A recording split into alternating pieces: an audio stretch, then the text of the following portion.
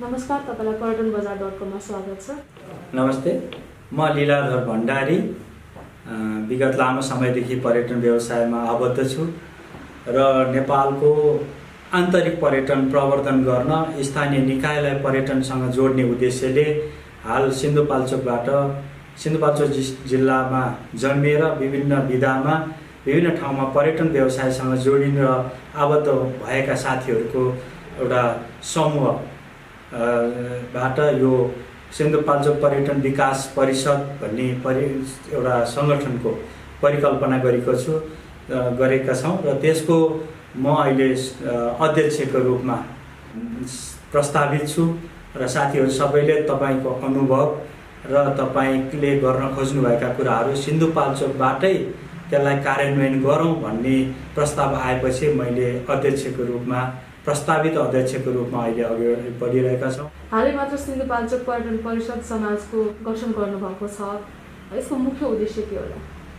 यसको मुख्य उद्देश्य भनेको सिन्धुपाल्चोक काठमाडौँको नजिकै काठमाडौँ जिल्लासँग जोडिएको जिल्ला हुँदाहुँदै पनि पर्यटकीय दृष्टिकोणले विभिन्न सम्भावनाहरू बोकेको जिल्ला हुँदाहुँदै पनि हामी चाहिँ पर्यटनको हिसाबमा धेरै पछाडि परेका छौँ र त्यसमा चाहिँ अहिले आएर चाहिँ नेपालको आन्तरिक पर्यटन लगायत बाह्य पर्यटनलाई पनि नेपालभरि नै विकास गर्नु जरुरी छ भन्ने एउटा आत्मसात गरेर हामी त्यो क्षेत्रबाट आएर विभिन्न पेसामा पर्यटनका विभिन्न विधामा आबद्ध भएका साथीहरूको एउटा सङ्गठित रूपमा एउटा सिन्धुपाल्चोकलाई नै केही गरौँ, त्यो सिन्धुपाल्चोकलाई चाहिँ पर्यटनको नेटवर्कभित्र जोडौँ भनेर यो सुरुवात गरेको यसको उद्देश्य चाहिँ।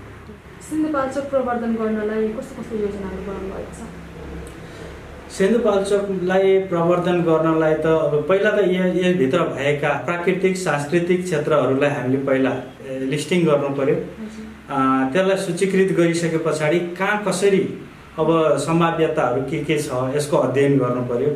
अब हिमाली एडभेन्चर एक्टिभिटिज के छ, विधाहरू के हुनसक्छ, ऱ्याफ्टिङ हुनसक्ला, ट्रेकिङ हुनसक्ला, अब धार्मिक स्थलहरू के छन्, ती सबैको पहिला हामीले त्यहाँ डेटा नै कलेक्सन गर्नु पर्यो र त्यसलाई चाहिँ हामीले समग्र रूपमा अहिले चाहिँ हामी कम्प्लिट रमा छौँ र उत्खनन गर्ने हो। यसलाई चाहिँ एकत्रित गरेर कुन विधामा के गर्न सकिन्छ, पर्यटनसँग के जोड्न सकिन्छ, जस्तै एग्रो टुरिज्म हुनसक्छ, त्यस पछाडि एग्रो टुरिज्म, त्यसपछि रिलिजियस टुरिज्म, त्यस पछाडि अब वाटर ऱ्याफ्टिङ त अलि पनि चलिरहेको छ। सिन्धुपाल्चोकमा पहिला ट्रेकिङको पनि सम्भावनाहरू थियो, जस्तै हामी बच्चा हुँदाखेरि यो चाहिँ लुक्ला जानी पनि त्यताबाट हुन्थ्यो। यो चाहिँ गौरीशङ्कर ट्रेकिङहरू त्यताबाट गरिन्थ्यो। हामीले धेरै ग्रुपहरू काठमाडौँबाट गएर त्यहाँ चाहिँ क्याम्पिङ ट्रेकिङहरू गरेको हामीले देखिरहेको थियौँ। तर त्यो बिस्तारै त्यो सबै पलायन हुँदै गयो। त्यसको चाहिँ त्यो क्याम्पिङ ट्रेकिङहरू हराउँदै गयो। त्यस पछाडि गाउँमा भिलेज टुरहरू हुन्थ्यो, विदेशीहरू घुम्न जान्थे, त्यो पनि हरायो।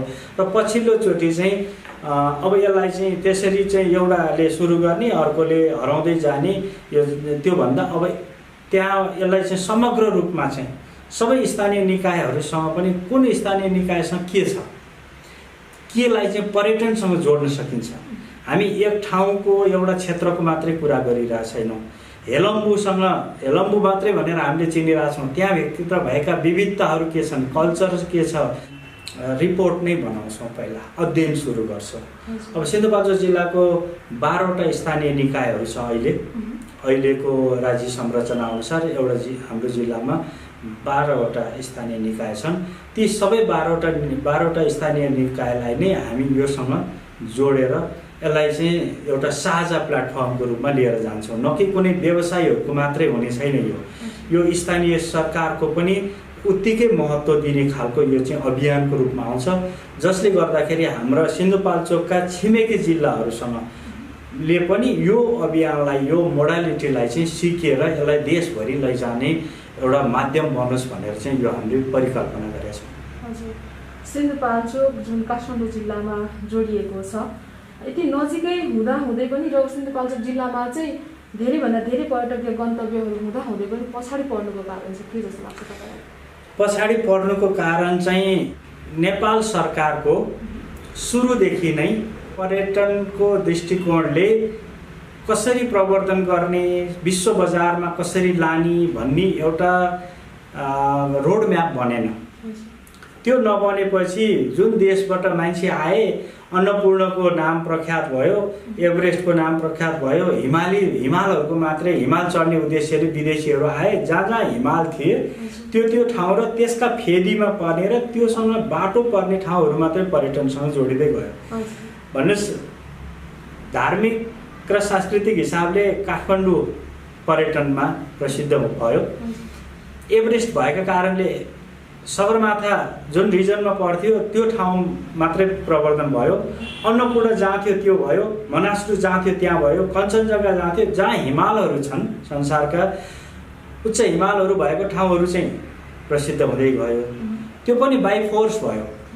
हाम्रो नेपाल सरकारको कुनै प्लान बिना नै विदेशीहरूले हेर्न आइदिएका भरमा र तिनीहरूले हिँड्ने बाटो र भारी बोक्ने भरियाहरू स्थानीय निकाय अलिकति सजग भएका कारणले हैन यसलाई त व्यवसाय नै गराउन सकिन्छ नि भनेर आफ्नो रोजीरोटी चलाउनको उद्देश्यले स्थानीयको आफ्नो दैनिकी चलाउनको लागि आफै जागरुक भएर चलेको व्यवसाय हो। नेपाल सरकारसँग अनि पछि बाई फोर्स नेपाल सरकारले कुनै नीति निर्माण गर्दै गर्दै जाँदाखेरि धेरै पछि मात्रै मन्त्रालय स्तर भयो, विभाग भयो, मन्त्रालय भयो। अनि तर तैपनि नेपालको पर्यटन चाहिँ विश्व पर्यटन बजारमा नेपाल गन्तव्य हुन सकिरहेको छैन। त्यो एउटा हामीले बुझ्नुपर्ने जरुरी छ। नत्र नेपाल सरकारले नेपालका सबै विविधता, नेपालका सबै सम्भाव्यताहरूलाई बराबरी महत्त्व दिन्थ्यो भने सिन्धुपाल्चोक अहिले बत्तीमुनिको अँध्यारो हुने थिएन पर्यटकीय दृष्टिकोणले। र हामी पर्यटन व्यवसायीहरू पनि सिन्धुपाल्चोकका चाहिँ पछाडि पर्नुको कारण के भयो भन्नुहोला भने त्यहाँका मान्छेहरू पर्यटनमा धेरै पछाडि मात्रै आबद्ध हुँदै गए। त्यो एउटा कारण हो। जस्तै सगरमाथाको मान्छेहरू भारी बोक्न जाने, विदेशीहरू पनि अलि चाँडै देख्ने गर्दा गर्दा अलि बढी पर्यटनसँग आबद्ध भए। त्यस्तै कास्कीका त्यसरी भए। हुँदै हुँदै अरू जिल्लाका, धादिङका, नुवाकोटका त्यसको त्यहाँ सुरु गर्दाखेरि त्यसको जस्तै लाङटाङ हिमालसँग जोडिएर आउँछ, धादिङ, नुवाकोट, गोर्खा हैन, गणेश हिमालसँग जोडिएर आउँछ, अन्नपूर्ण रिजनसँग जोडेर आउँछ, मनासलुसँग जोडिएर आउँछ। त्यसको त्यो जाने बाटोमा जुन जुन जिल्ला र क्षेत्र पर्छन् त्यो क्षेत्र मात्रै पर्यटनसँग जोडिएको छ। सिन्धुपाल्चोकमा कुनै हिमाल त्यति बेला पनि आरोहण भएन र प्राथमिकतामा राखिएन र त्यो एउटा कारण हो। र हामी पनि त्यहाँका स्थानीय बासिन्दाहरू पनि पर्यटनसँग धेरै पछाडि मात्रै जोडिँदै आयौँ र त्यहाँ हामी थोरै मात्रै छौँ। अहिले चाहिँ हाम्रो केही सङ्ख्यामा साथीहरू भए, हिमाल चढ्ने साथीहरू पनि हुनुभयो, व्यवसाय गर्ने पनि हुनुभयो, रोजगार गर्ने पनि हुनुभयो। त्यसले गर्दाखेरि तपाईँहरू मिडियामा पनि आउनुभयो त्यही क्षेत्रबाट, जसले गर्दाखेरि अब चाहिँ हाम्रो जिल्लालाई पनि केही गर्नुपर्छ, तर फरक तरिकाले गर्नुपर्छ भन्ने हिसाबले अब अहिले सरकारले पनि 7वटा प्रदेश बनायो। 7वटा प्रदेशमा पर्यटन मन्त्रालय नै भयो गर्दाखेरि त्यो प्रदेश हिसाबमा पनि जिल्लालाई नै सबै क्षेत्रलाई चाहिँ सबै चिजलाई चाहिँ अब पर्यटनसँग जोड्नुपर्छ भनेर चाहिँ हामी यसरी लागेको हौँ। र नियोजित त नभनौँ, यो थाहा नहुँदै पनि थाहा नपाएर नै नेपालको पर्यटनमा चाहिँ सिन्धुपाल्चोक जिल्ला पछाडि परेको हो। अब तपाईँहरूको जस्तो संस्था, स्थानीय सरकार, केन्द्रीय सरकार सबैले नै पहिलाबाट नै सिन्धुपाल्चोकलाई पनि केही न केही रूपमा प्रचार प्रसार त गर्दै आएका छन्, तर पनि त्यहाँ पर्यटक पुग्न सकेका छैनन्। र अहिले तपाईँहरूको संस्था सिन्धु पर्यटन प्रवर्धन समाज चाहिँ गठन हुने बित्तिकै त्यहाँ प्रचार प्रसार होला, त्यहाँ पर्यटक पुग्लान् भन्ने चाहिँ के छ ग्यारेन्टी, त्यस्तो केही छ? हामीले कसरी जान्छौँ भनेदेखि स्थानीय उत्पादनहरू के छन्, स्थानीय रूपमा धार्मिक सांस्कृतिक पर्यटकीय दृष्टिकोणले धार्मिक र सांस्कृतिक गन्तव्यहरू के छन् ती हामी खोज्छौँ। एउटा मानवशास्त्रका हिसाबले पनि हामीमा विविधता छ, त्यो पनि हामीले त्यसमा लिपिबद्ध गर्छौँ। ट्रेकिङ ट्रेलहरू पदयात्राका गन्तव्यहरू कहाँबाट सुरु गरेर कहाँ अन्त्य गर्न सकिन्छ, कति दिनसम्मको हुन्छ, त्यसमा हामी अध्ययन गर्छौँ। होमस्टेहरूलाई प्रमोसन गर्छौँ, स्थानीय साना होटेलहरूलाई प्रवर्धन गर्छौँ। नभएदेखि स्थानीयलाई ल्याएर हामी नेपाल सरकारले दिएको सेवा सुविधालाई, तालिमलाई हामी जनस्तरमा पुर्याउँछौँ। त्यसको लागि चाहिँ हामीले, त्यसैले मैले अघि पनि भने, स्थानीय निकायको संलग्नता बिना यो मिसन पनि अधुरै रहन्छ। हामी स्थानीय सरकारलाई यसमा आबद्ध गराउँछौँ। स्थानीय सरकारसँग पैसा पनि छ, स्रोत पनि छ, तर उहाँहरूसँग काम गर्ने त्यो अनुभव छैन र हामीसँग भएको अनुभव उहाँहरूलाई सेयर गर्छौँ र यो चाहिँ जोइन्ट मिसन हो। हामीले चाँडै नै यसलाई दर्ता प्रक्रिया सक्नुभन्दा पनि अगाडि नै हामी चाहिँ पहिला नै स्थानीय निकायहरूसँग हामी कन्सल्टेसनमा, परामर्शमा जान्छौँ। तपाईँहरूको सहयोग हामीलाई आवश्यक पर्यो, आबद्धता आवश्यक पर्यो, हरेक किसिमको सहयोग गरिदिनुहोस् भनेर हामी तुरुन्तै नै सुरु गरिहाल्छौँ। हामीले चाहिँ यो मिसनलाई एउटा कहीँ न कहीँ यसलाई चाहिँ केन्द्रबिन्दु बनाएर यसलाई यो तरङ्ग हामी नेपालभरि लाने अभियानमा लागेका छौँ। सफल हुनलाई केही समय लाग्ला। अर्को क्षेत्रका, अर्को जिल्लाका साथीहरू कति सशक्त रूपमा यसलाई चाहिँ अनुसरण गर्नुहोला, यसलाई कति आतुर हुनुहुन्छ, यसलाई चाहिँ योभन्दा फरक ढङ्गले पनि गर्नुहोला। तर अब हामी चाहिँ चुप लागेर बस्न सक्ने अवस्था छैन। हरेक ठाउँको हामी चाहिँ कुन ठाउँमा के खान पाइन्छ, स्थानीय स्तरमा कुन ठाउँमा कुन पर्व मनाइन्छ, कसरी मनाइन्छ। हामी दसैँ त नेपालभरि नै मनाउँछौँ, तर हरेक ठाउँमा फरक तरिकाले मनाउँछौँ, कहीँ न कहीँ फरक छ। तपाईँलाई यो एउटा कुरो याद छ कि छैन, हाम्रो तौथली भन्ने, तौथलीमा हामी दही जात्रा मनाउँछौँ। त्यो दसैँको नवमीको दिन हुन्छ। तर त्यो दही जात्रा अहिलेसम्म काठमाडौँमा कति मान्छेलाई थाहा छ? त्यसलाई प्रमोसन गर्छौँ हैन। त्यहाँ कुन बेलामा चाहिँ जात्राहरू, पर्वहरू विशेष किसिमका लाग्छन्, ती सबै चाहिँ हामी चाहिँ यसलाई चाहिँ हामी पर्यटनसँग जोड्छौँ। यसलाई चाहिँ डेटा कलेक्सन गर्छौँ पहिला, र हामी चाहिँ सोसल मिडियादेखि लिएर हामी वेबसाइट बनाउँछौँ, मोबाइल एपहरू बनाउँछौँ। अति गर्नुपर्ने काम हामी सबै नै गर्छौँ र हामी पूर्ण विश्वस्त छौँ कि हाम्रो यो मिसन सफल हुन्छ। हजुर, अब प्लानिङ त तपाईँहरूको लामो समयदेखिको थियो यो संस्था खोल्ने, तर अहिले कोभिडको टाइममा आएर अहिले जब फ्री हुनुहुन्छ तब तपाईँहरूले चाहिँ यसलाई गठन गर्नुभयो। भोलि कोभिड हटेर फेरि तपाईँहरू व्यवसायीहरू चाहिँ व्यस्त जीवनशैलीमा फर्केपछि फेरि यो सिन्धु पर्यटन प्रवर्धन समाजको बेहाल हुने, बन्द हुने अवस्था आउला कि न? त्यो आउँदैन। तपाईँ किन भन्नुहुन्छ भने हामी व्यवसायीले नयाँ गन्तव्य त खोजिरहेछ। नयाँ गन्तव्यलाई नै प्रमोसन नगर्ने हो भने हाम्रो व्यवसाय नै धरापमा पर्छ। हामीले अहिलेको अब यो कोभिड पछाडि पर्यटन व्यवसायीहरूले पुरानै ढर्रामा काम गरेर व्यवसाय चल्दैन। हामीले नयाँ गन्तव्यहरू दिन सक्नुपर्छ, नयाँ चिजहरू दिन सक्नुपर्छ। पुरानै अवस्थामा पर्यटन चल्दैन, किनभने मेरो लामो अनुभवले त्यही भन्छ। र नेपाल सरकारले पनि अहिले चाहिँ यो लिभ टुरिज्म भनेर यो बजेटमा पनि ल्याएको छ। लिभ टुरिज्मको बारेमा हामीले पटक कुरा उठाइरहेको हो। नेपालीले नै नेपाल घुम्ने वातावरण पनि अहिले नेपाल सरकारले ढोकाहरू खोलिदिँदैछ। त्यसले गर्दाखेरि हामी नेपाली पनि सचेत भइसक्यौँ कि अब पहिला नेपाल घुमौँ, नेपाल हेरौँ, अनि मात्रै पहिला देश अनि विदेश भन्ने नारा पनि हामीले सुनिरहेकै छौँ र त्यसलाई पनि हामी प्रमोसन गर्छौँ। र छोटो दिनमा, थोरै समयमा धेरै चिज हेर्न वातावरण मिलाउँछौँ हामी। पहिला हामी नेपालीलाई नै घुमाउँछौँ, नेपालको बारेमा नेपालीलाई नै जानकारी दिन्छौँ, त्यसमा पनि हाम्रो व्यवसाय चल्छ। र बाह्य पर्यटकलाई त हामीले त्यो प्रमोसन गर्छौँ नि, हाम्रै हातमा हो। योभन्दा पहिला हामीले केही पनि नगरे भएर मात्रै अहिले त्यहाँ हामीले पर्यटकहरू लान नसकिरहेको अवस्था हो। र हामीसँग नै त्यसको प्रडक्टहरू भएपछि त्यो हामीसँग जे छ त्यो त सेल गर्नै पर्यो। त्यो बिक्री गरेर नै हामीले व्यापार गर्ने हो नि त। भनेपछि हामी त्यो सिन्धुपाल्चोकलाई चाहिँ पछाडि पार्ने अनि फेरि एभरेस्ट, अन्नपूर्णैको कुरा गर्ने चाहिँ होइन, हामीले जे गरिरहेछौँ त्यो पनि हामी प्रायोरिटीमा राख्छौँ। सिन्धुपाल्चोकमा पर्यटन प्रवर्धन गर्नको लागि स्थानीय सरकार र केन्द्रीय सरकारले कस्ता खालका भूमिका खेलिदिए सहज हुन्थ्यो जस्तो लाग्छ? अरूभन्दा पनि नेपाल सरकारले नीतिगत रूपमा चाहिँ हामीलाई सहज वातावरण बनाइदिनुपर्छ। अहिले अस्पष्टता धेरै ठाउँमा छ, केन्द्रीय सरकारमा पनि र प्रदेश सरकारमा पनि नीतिगत रूपमा धेरै अस्पष्टताहरू छ।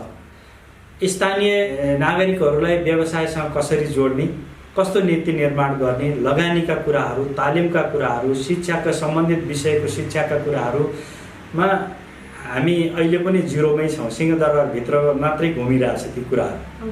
जहाँ राजधानी तोकिएको छ त्यहाँभन्दा बाहिर जान सकिरहेको छैन।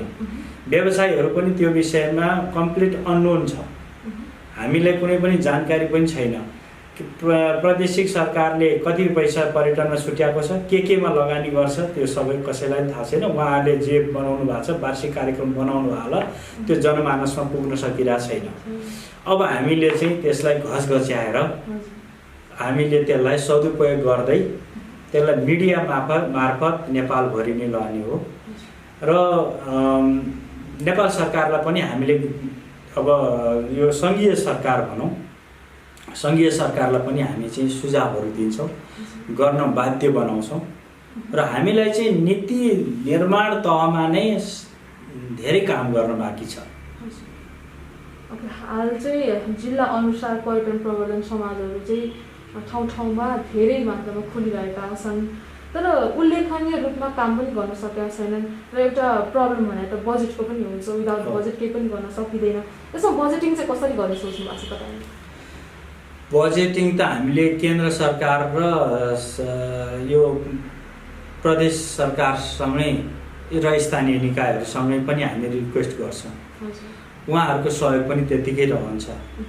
उहाँहरूले पैसा दिने, हाम्रो तर्फबाट व्यवसायीको तर्फबाट जे गर्न सक्छौँ त्यसमा हामी कुनै पनि कसी बाँकी राख्दैनौँ गर्नलाई। तर सरकारले पनि हामीलाई साथ दिनुपर्छ र सरकारसँग पनि हामी चाहिँ कार्यक्रममा हामीले जे गर्न खोजिरहेको छौँ त्यो उहाँहरूको कार्यक्रममा पार्नलाई हामी पहल गर्छौँ। सिन्धुपाल्चोक पर्यटन विकास परिषदमा चाहिँ कुन कुन क्षेत्रका को कतिजनाको चाहिँ संलग्नतामा चाहिँ यो गठन भएको छ?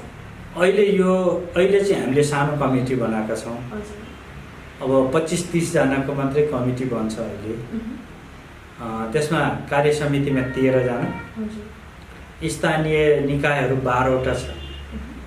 त्यसमा पदैन सदस्य राख्ने स्थानीय निकायका प्रतिनिधिहरू, उद्योग वाणिज्य सङ्घ सिन्धुपाल्चोक त्यसको पदैन सदस्य हुने, जिल्ला समन्वय समितिको प्रतिनिधि पदैन सदस्य हुने गरेर हामीले लगभग 30 जनाको सञ्चालक समिति, समन्वय समिति बनाउँछौँ। र त्यसलाई नै हामीले चाहिँ स्थानीय निकायलाई यसमा किन जोडियो त भन्दाखेरि स्थानीय निकायको, स्थानीय सरकारको सहयोग बिना हाम्रो मिसन सफल हुनलाई अलिकति मुस्किल हुन्छ विविध कारणले। र त्यसले गर्दाखेरि हामीले त्यसलाई समय सापेक्ष विभिन्न क्षेत्रका विभिन्न विधामा काम गर्ने व्यवसायहरूलाई पनि संलग्न गराउँदै जान्छौँ। यसमा 2 किसिमका व्यवसायीहरू संलग्न हुनुहुन्छ। एउटा सिन्धुपाल्चोक स्थायी ठेगाना भएर अन्य ठाउँमा गएर व्यवसाय गरिराखेका पनि यो सिन्धुपाल्चोक पर्यटन विकास परिषदको सदस्य हुन पाउँछ र अन्य ठाउँका नागरिक त्यहाँ गएर व्यवसाय गरिराखेकाहरू पनि यसको चाहिँ सदस्य हुन पाउनुहुन्छ। र त्यसको अलावा हामीले चाहिँ सल्लाहकार परिषद भनेका छौँ, जो चाहिँ हाम्रा अग्रजहरू हुनुहुन्छ। हाम्रा अग्रजहरू जसले चाहिँ हामीले पनि सम्मान गर्नुपर्छ, उहाँहरूसँग धेरै अनुभव छ, स्रोत साधन सम्पन्न हुनुहुन्छ, उहाँहरूलाई हामीले सल्लाहकार समिति भनेर राखेका छौँ। त्यसमा पनि हाम्रो झन्डै 7-8 जना 9 जना त्यसमा हुनुहुन्छ भनेपछि हामी 35-40 जनासम्मको चाहिँ समिति बनाउँछौँ र भेग समेटेर, क्षेत्र समेटेर, विधा समेटेर, कुन विधामा कहाँ के गर्नुहुन्छ, गरिरहनु भएको छ त्यो सबैलाई समेटेर अहिले चाहिँ हामीले जति जम्मा हुनुभयो साथीहरू त्यही हिसाबमा गयौँ। तर यसलाई पूर्ण रूपमा मूर्त रूप दिँदा चाहिँ हामी सबै क्षेत्रलाई समेट्छौँ।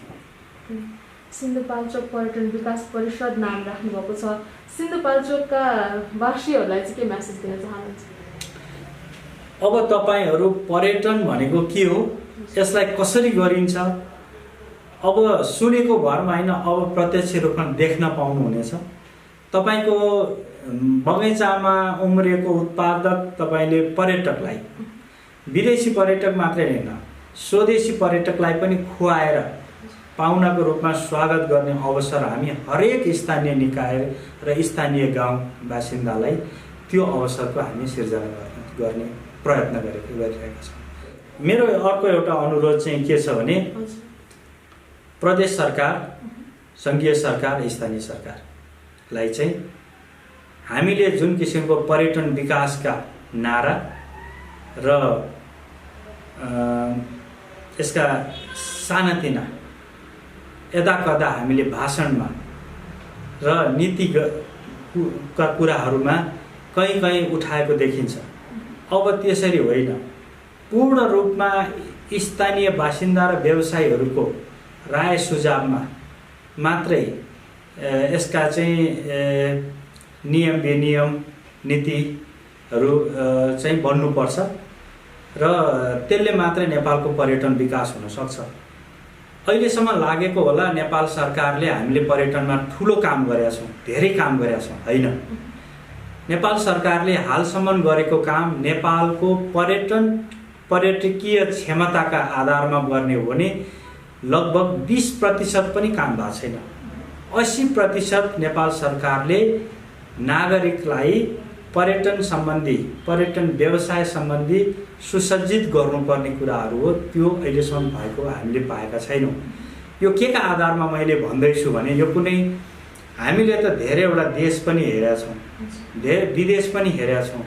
अन्य देशमा कसरी पर्यटन प्रवर्धन गर्छन्, प्रमोसनका कामहरू कसरी भएका छन्, त्यसलाई हेरेर उनीहरूको राज्यले के पाइराखेको छ र राज्यले व्यवसायी र नागरिकलाई के दिइराखेको छ त्यो हामीले नजिकबाट हेरिरहेका छौँ। त्यसले गर्दाखेरि त्यो तुलना गर्दाखेरि हामी नगण्य अवस्थामा छौँ। राज्यबाट, राज्यका निकायहरूबाट व्यवसायीले केही पनि पाएको छैन। यो कोरोनाको टाइम अहिले लगभग 2 वर्ष हुन लाग्यो। पर्यटन व्यवसायीले राज्यको तर्फबाट के पायो त? राहत पायो? पाएन। ऋण पायो? पाएन। कर छुट पायो? पाएन। ब्याज छुट पायो? पाएन। कुनै राहत पायो? पाएन। अनि हाम्रो व्यवसाय के का लागि त? हाम्रो नारीमा बल छौन्जेल र दिमागले काम गरुन्जेल मजदुरको रूपमा मात्रै काम गर्ने हो त हाम्रो काम? धेरै काम गर्न बाँकी छ। आउनुहोस्, हामीसँग हातेमालो गर्नुहोस्। हामी नेपाल सरकारलाई यति सहयोग गर्छौँ, हामी पनि 2 पैसा कमाउँछौँ र कर तिर्न सक्षम हुन्छौँ र देशले पनि प्रचुर मात्रामा पर्यटनबाट, पर्यटन व्यवसायबाट कमाउन र आय आर्जन गर्न सक्छ भन्ने चाहिँ मेरो नेपाल सरकारलाई अनुरोध छ।